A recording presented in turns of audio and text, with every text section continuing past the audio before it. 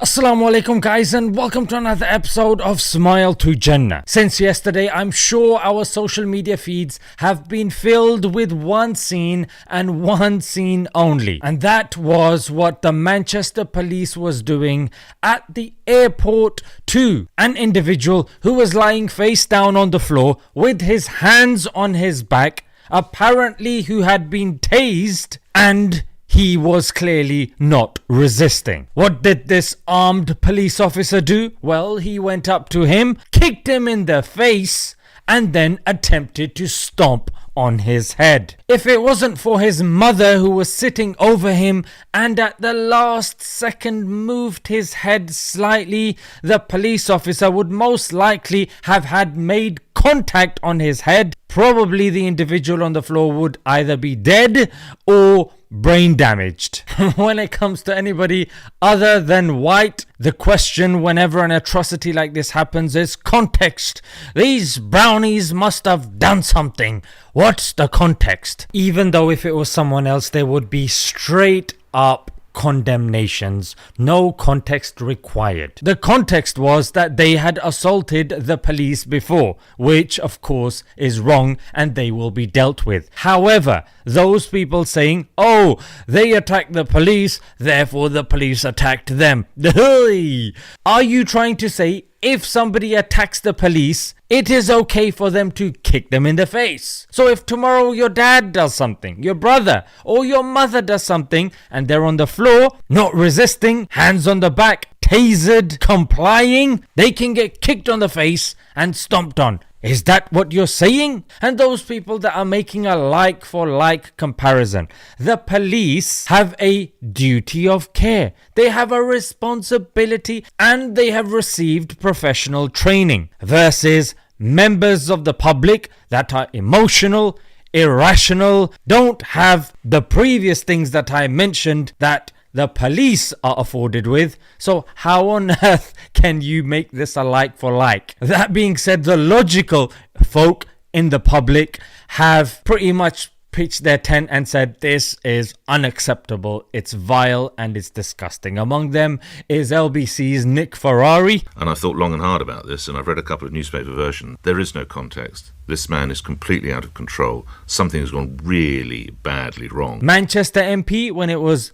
brought up in Parliament, I was absolutely disturbed by that footage as well, and understandably it's caused a lot of public concern, and it was truly shocking to see. Other colleagues have raised that here on the floor of the House this morning, and as I said previously, Greater Manchester Police has said that the officer involved has been immediately suspended from duties, and a referral has now been made to the Independent Office for Police Conduct. And you had former Metropolitan Chief Superintendent who said that racism played a significant part in this. Now, upon bit of searching about the escapades of the Manchester police, you will see a 2011 report that concluded that they are institutionally racist. And here, just about a week ago, you saw a number of officers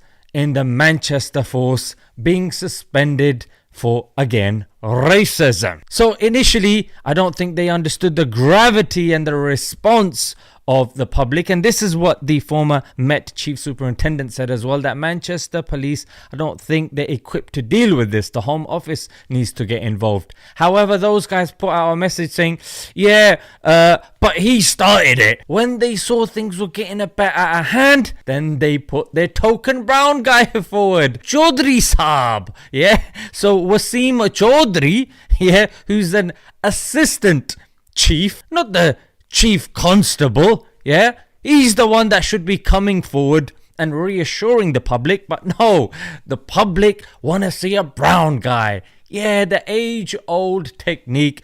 If it's a black issue, bring a black guy forward. If it's a brown issue, bring a brownie forward. But what was disturbing was when GB News covered this. Now, as a disclaimer, the host is somebody called Jeremy Kyle.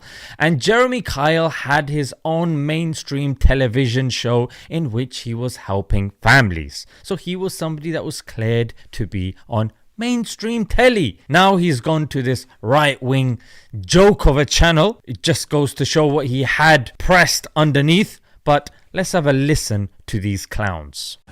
Jeremy, I've only just seen this footage, but I think based on what I've heard and seen, that actually this is not distressing, this is reassuring. Oh, so if you don't find it distressing, can someone do it to you, Mr. 50 Shades of Moron? Are you into that sort of thing, you freak? And they don't know whether these people have got grenades under their bodies. Completely.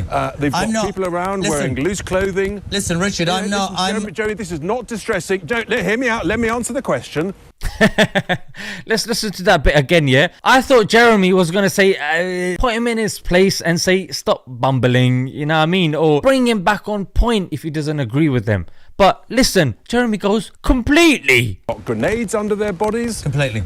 Yeah, in other words, he's fully endorsing the crap that's coming out of this fool's mouth. Now tell me something. How is stomping on some next man's head going to disarm a grenade? I'm not even a bomb disposal expert, but even I know kicking someone in the face while standing next to them is not how you stop grenades. And why stop at a grenade? Maybe he had a rocket launcher stuffed in his wallet in his back pocket. I mean, that would sound more believable than the drivel you're coming out with. If actually the police had used some appropriate action last week in Leeds rather than running away, then maybe the riots wouldn't have been quite so bad in Hare Hills last week.